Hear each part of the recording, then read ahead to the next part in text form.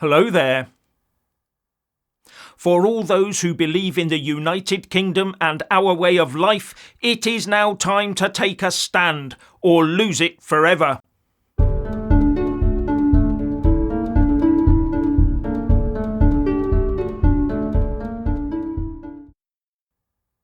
It must be obvious to all by now that our culture, Christian heritage and even the UK itself are under blistering attacks from those who wish to destroy our way of life. Our establishment is rotten to the core, with a hard left, culture and nation-destroying set of traitors. They wish us extreme harm, be in no doubt. And while they drop the brown stuff on us from a great height, just look at how our political masters lord it over us with huge pay rises for their enablers and raking in the freebies like a vacuum cleaner on steroids. Then saying there's no money left to keep many of the elderly alive this coming winter. Yes, that's what our government's actions really amount to. And then we're told we have all these rights, aren't we? But when push comes to shove, those rights wither away for ordinary Brits, don't they? So I invite you to sign the pledge at thepledge.org.uk. It costs nothing but a few minutes of your time. But it is important. The government is not listening to us, the ordinary people. They believe they know best. Make them listen by using your virtual pen. Signing the pledge is a way for every individual who really believes in things like equality, freedom and their country to make their voices heard. The more people that sign it, the bigger the message.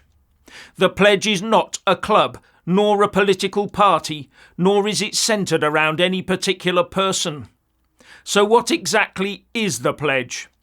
I'll take you through its 5 core statements.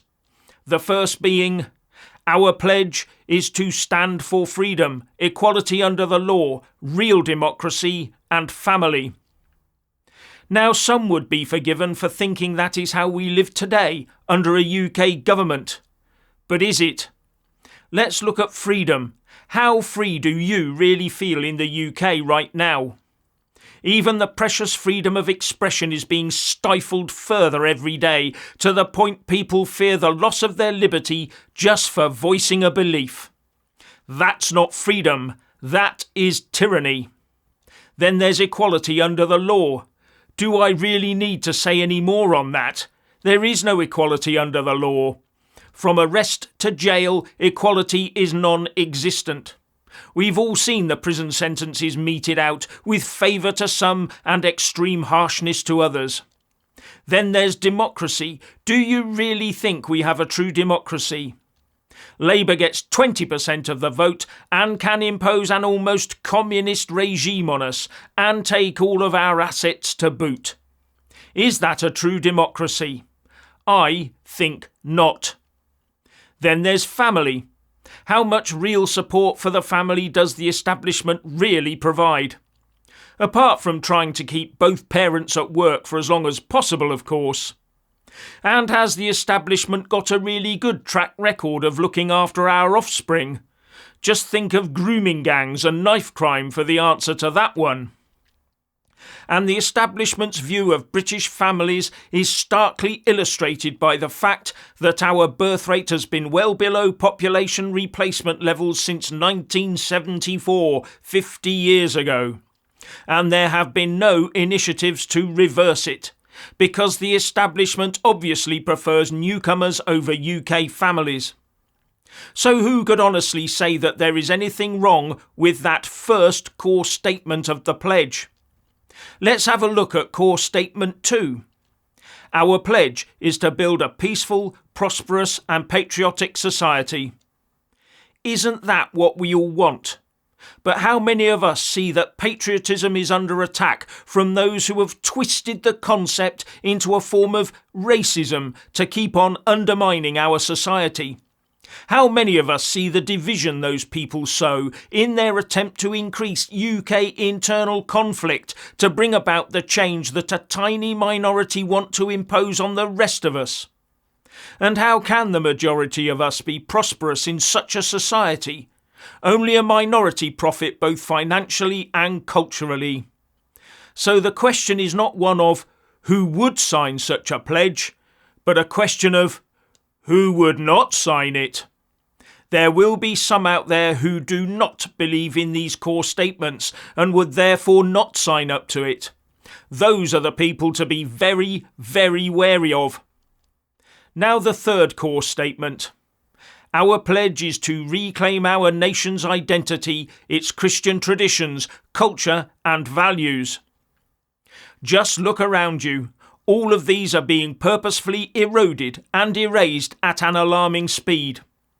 These are the things that underpin our culture and laws, well as they were prior to this insidious attack on them over the last few decades by those who wish to break our spirit. Statement 4. Our pledge is to give courage and hope to the British people. What's wrong with the people individually promoting courage and hope in themselves and their fellow citizens? Isn't that exactly how a prosperous and successful country is formed? Statement 5. Our pledge is to 5. Resist tyranny. How apt that the pledge lists that as one of the core statements.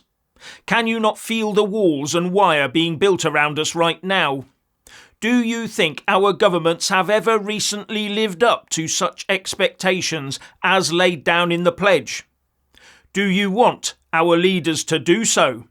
If you do, then please sign the pledge. So you've seen the 5 core statements. Now you might take the odd issue here and there. Really, what could any UK patriot have against backing such a concept? Now I've left a link to the pledge in the descriptions box below, where you can see the 5 core statements, a long form version of it, and the People's Charter of 50 statements.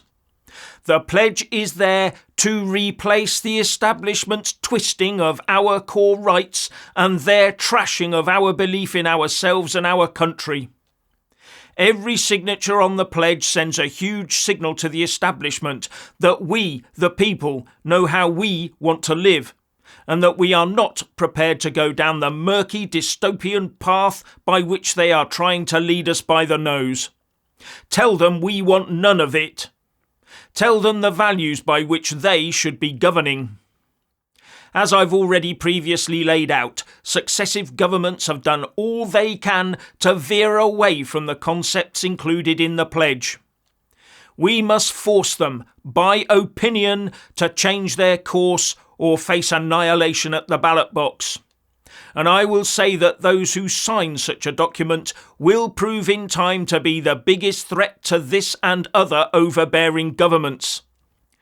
But those who refuse to sign may well prove in time to be the biggest threat to the rest of us. And to those in power who just glibly say, "We do all that anyway," I say just look at what they've done and what they're doing and what they plan to do. All of which demonstrates quite clearly to me that they do not believe in anything the pledge stands for. So please sign the pledge now and then forward the link on to friends and ask them to do likewise. There is strength in numbers.